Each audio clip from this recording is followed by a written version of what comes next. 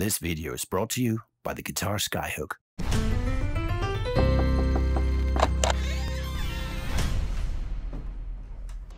Okay, welcome back to Artists in the Attic Nerd Alert. Here we'll go into the more nerdy musicians world. We still have Guy Moscoso in the studio. And Guy, could you please tell us about the New York system? In New York, they use a finger system where they call out what key you're in. Mm-hmm. My dad used this back in club dates. They'd be sitting there. He knew he wanted to get the audience to dance, so he would think of a style first and call out a key. And so he'd say, swing, 1, 2. So he'd put one finger, and the one finger meant there was one sharp, so it's the key of G. So the band would start playing in the key of G, and he'd notice whether they were dancing or not. So then he would think of a song that was either in G, or he'd change keys on us, and he'd say, 1, 2, 1. I left my heart, and we changed to the new key. So they use this number system where the sharps were pointing up. You say 1, 2, 3 sharps, the key of A. And then the flats were using the fingers down. So 3 flats would be key of E flat. This is the key of A. And that's a normal system, but the guys in New York got tired of pointing their hand down because most of the songs are flat keys. So they'd be E flat, key of F, key of B flat. So they reversed it and they said flats and sharps. That was the version 2. Then they had a version 2.1 where they got tired of pointing their hand down, especially it looks bad on stage, you know. So it was easy enough to just put 1 or 2 fingers up while you're calling a song. That didn't draw attention. So flats stayed being up here, they reversed it, and the sharps were to the side. So what system do you use then? Well, I stopped using that after I left my dad because it worked when the rest of the musicians were New York-based musicians, and in Florida, many of the guys I played with were previously New Yorkers. They moved to Florida. But that became a problem because as you're calling the song and he'd do this, he was realizing this guy was an old-timer from New York and I'm his son. Yeah, he taught me the system, so he was calling out the key in the correct key. We're using the new modified version 2.1, and we all would be in the right key. But sometimes one of the guys didn't know the reversed system, so you'd start... you start calling a song and you're vamping in the key of D, but he made a mistake and he pointed up when he should have pointed down, and so he starts playing the melody in a different key. That's jazz. Finger system. Finger system. Okay, we'll have a short break to tell you about our sponsor, the guitar Skyhook. A Skyhook is a new and discreet way to hang your guitar on a wall. Use the strap button on the back of the guitar. If you don't have one on your guitar yet, the Skyhook comes with one for you to mount.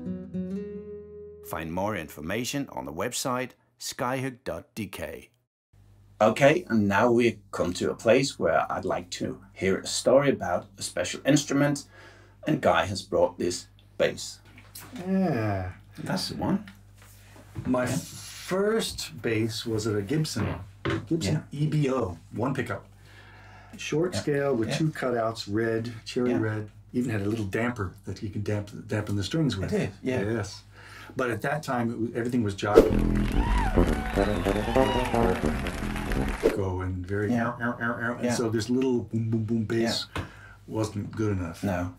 But that was the bass my dad had, so I got a chance to, he bought me a bass when I started playing a little bit more, and I had an Ovation bass. Ovation Magnum series. They had one with a graphic equalizer and then one with separate pickups that has stereo out pickups. But in the end, it only had one sound, and it was a good sound. It sounded like Jocko. I had a little pickup over here. But I couldn't live on that bass because that was not going to continue. That they didn't follow through on that. And I wanted a standard bass, and a lot of people were using jazz basses at that time.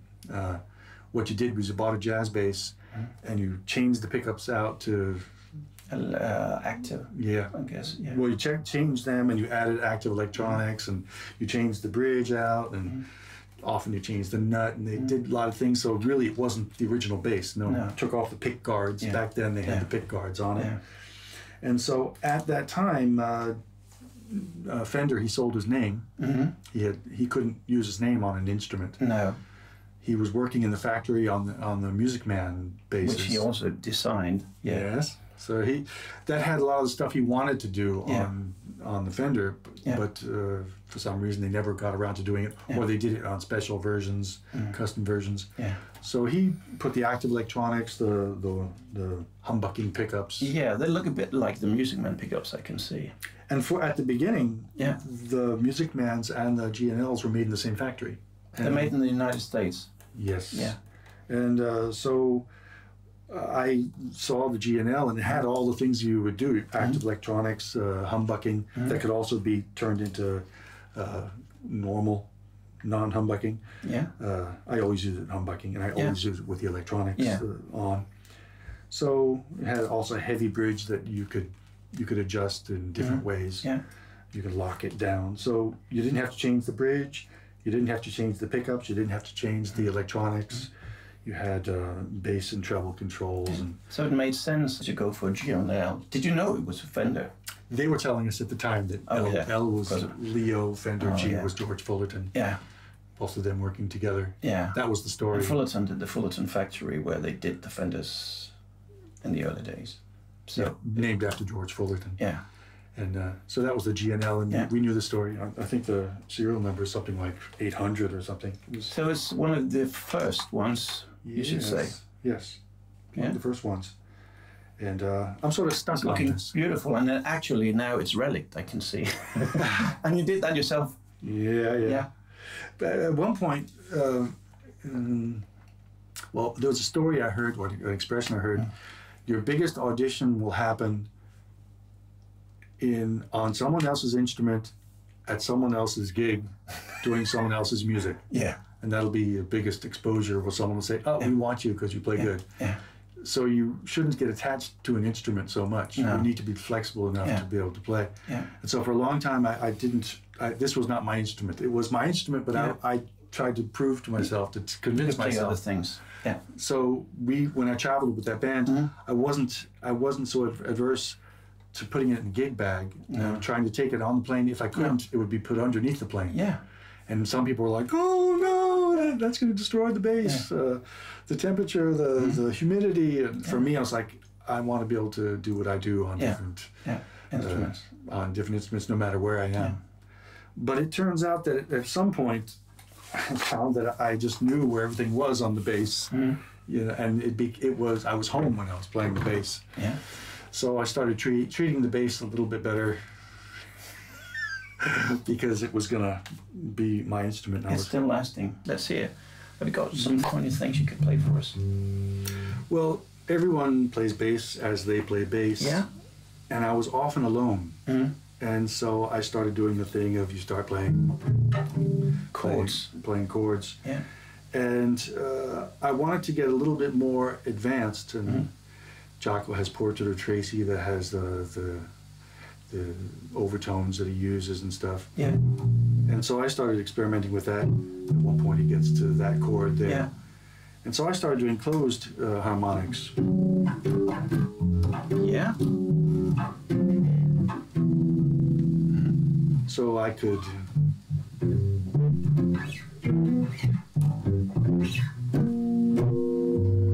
and I could find those, raking over it and then touching the octave. Overtones, octaves for it, yeah. So that was something I started playing around with a bit. But then along with that, I was also trying to find ways of getting extra chords. I mean, that way, it's not often you can have 3 notes on top of a bass note. On bass, you wind up stuck with 3 notes. Yeah. The 3rd and the 5th, or the 3rd and the 7th, or the 7th and the 3rd on top. So I started doing things where I would sing a note that wasn't there. I would sing a color tone.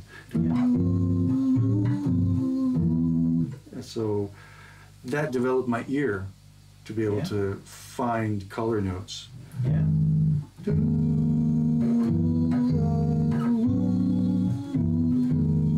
So I'd be singing the 9th, or the raised 11th, or in the case of where this, we had the sharp 11. Yeah.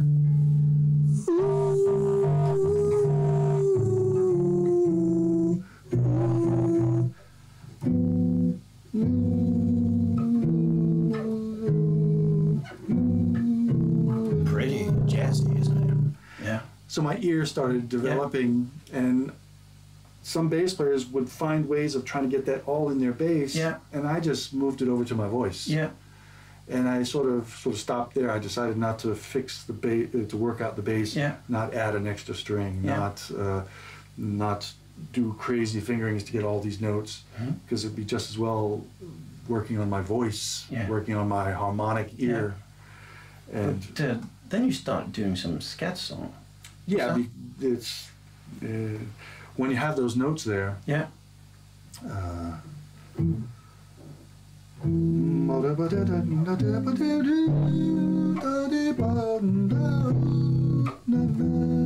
so I could then throw those color notes in along with my scat.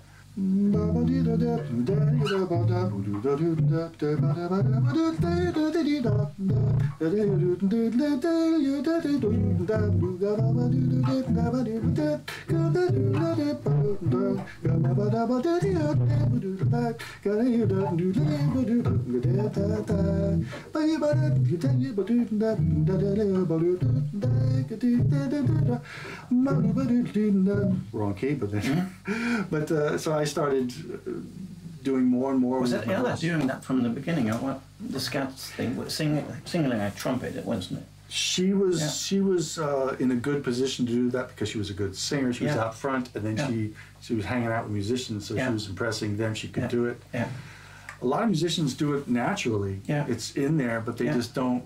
They don't have a way of having it to come out. I've seen guitarists play solo and sing it, though nobody could hear it, but still singing what they're playing. Yeah. The good ones can. Yeah. It's also a question of whether you're playing what you sing or singing what you play. Yeah. What are you doing? I own the voice now. Yeah. I'm not tied down to, because here I don't have to have them doing the same thing. I do know that I only have the third and the seventh. Yeah. So I know how to find other notes. Yeah. That's a very difficult note. That's a +5. Yeah. Major 7 +5. Very few people know that. Yeah. Flat 5. A lot of people do that. 9. Yeah. Those are notes that are not there. So I'm not playing what I sing, singing what I play. I'm singing what I'm not playing. Yeah. Finding the whole. Actually, because I've tuned my ear to be able to hear this chord and find a note. I'm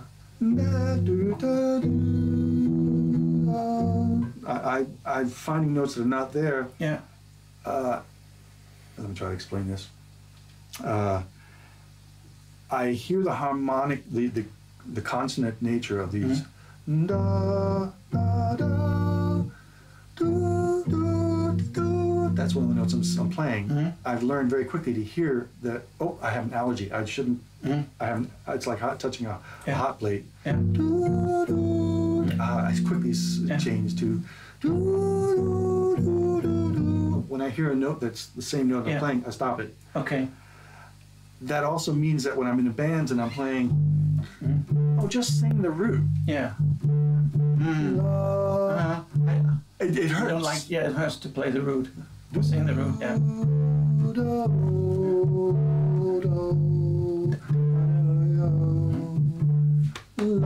Ouch.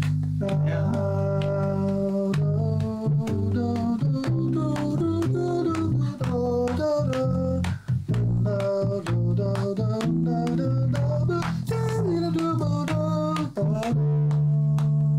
It'll always be, and I try to avoid even singing a fifth. Yeah.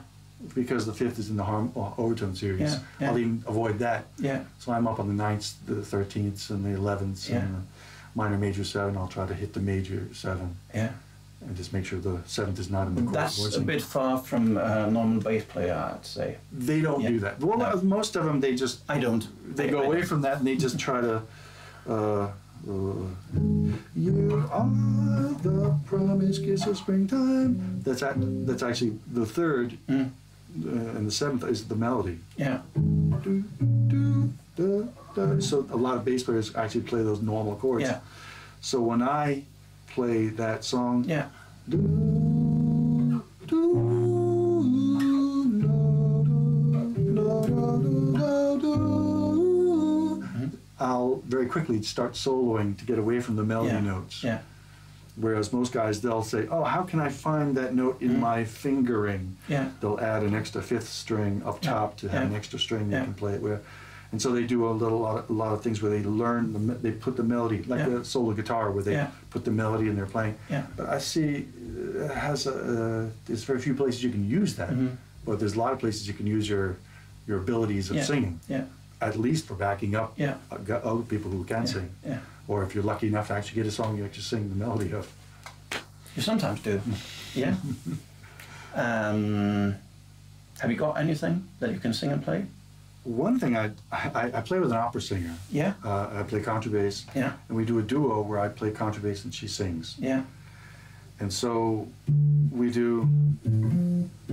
She sings.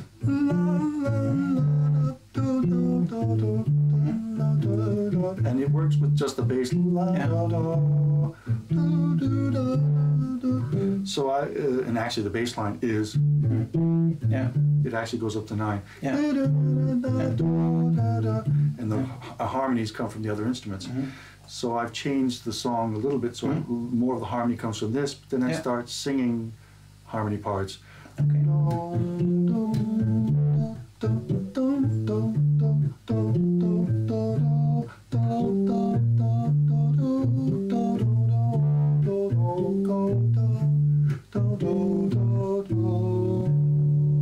And so I do the whole thing by whatever notes I'm missing. If I can't find a way of adding into the bass line, I put it here, and I add a rhythmic nature and allow her to sing in the opera style. Pretty cool and impressive. I hope this inspires you to new ways to expand your own bass playing. And now for something completely different. I once saw Guy talk about a song that goes not into 4 or 3, but goes into 5. Could you explain a bit about the song and the 5 thing? Well, when I was a little kid, I started learning how to read. I was good at reading notes, and so I had the Take 5 song written in a book, and I started playing it, and he heard me playing. He said, hey, when we get to the school, would you like to play it? So suddenly I was playing this in a concert. A little 12, 13-year-old kid playing Take 5 on sax, one of the most famous songs out there. It's in 5, and written by Paul Desmond, saxophone player. Yeah. They were making an album of different time charts. Yeah. And most of them were written by Dave Brubeck, but Paul Desmond had this idea. He had a nice little melody that he and that's all he had, I think. And then he presented it to Dave Brubeck, and he said, that's not enough, there's got to be more to it. So he helped him put the B section in. Yeah. And it got real famous because it was used in a whiskey commercial. That's why. Once you're on TV, then it got famous. Yeah. But it was in 5, and there's different ways of playing 5. You can play in groups of 3 and 2, or 2 and 3, or even 4 and 1. Oh yeah. There is one time I played a song in 5, and I knew about the groupings of 3 and 2, and I was like, hey, I know about this. Yeah. And when we got there, the guy who wrote the song, he was telling us, no, this one's in 5. It's 1, 2, 3, 4, 5, 1. Yeah. So there's no grouping within the 5, and in this song, it was the one I first learned, Take 5, that's grouped in 3 and 2. Yeah, so it says 1, 2, 3, 1, 2, 1, 2, 3, 1, 2. Can you sing the bass? 1, 2, 3, 1, 2, 1, 2, 3, 1, 2, 1, 2, 3, 1, 2. Yeah, that's it. And the bass line's actually built upon that group of 3. Yeah. It ends on dum, dum, dum. Yeah. That's 1, 2. Yeah. It's actually, there's some scientific studies that show that we can't think in anything more than groups of 3 or 2. We possibly don't think in 4s. We think of 4s as 2 and 2. Yeah. So that's actually a natural thing to do, to break 5 down to minor sections, 3 and 2. Yeah. And there's dances that are based on that. Yeah. In Bulgaria, or places like that. Whatever, yeah. Very, very normal to do 5 and 7 and 9, but they're grouped in these 3, 2, 3, 2, 2, 3, 3, 2 things. I think I've talked Guy into actually trying to play the song on bass and saxophone at the same time for you.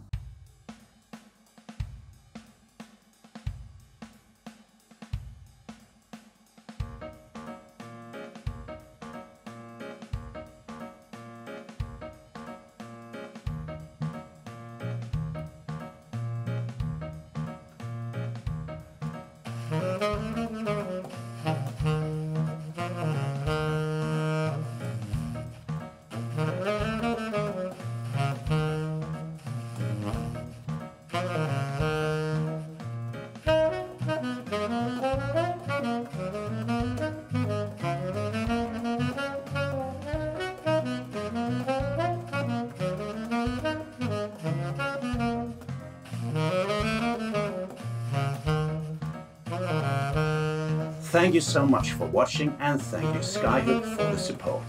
Please like the video if you do, and please subscribe to this channel and hit the bell button not to miss more artist talks from me.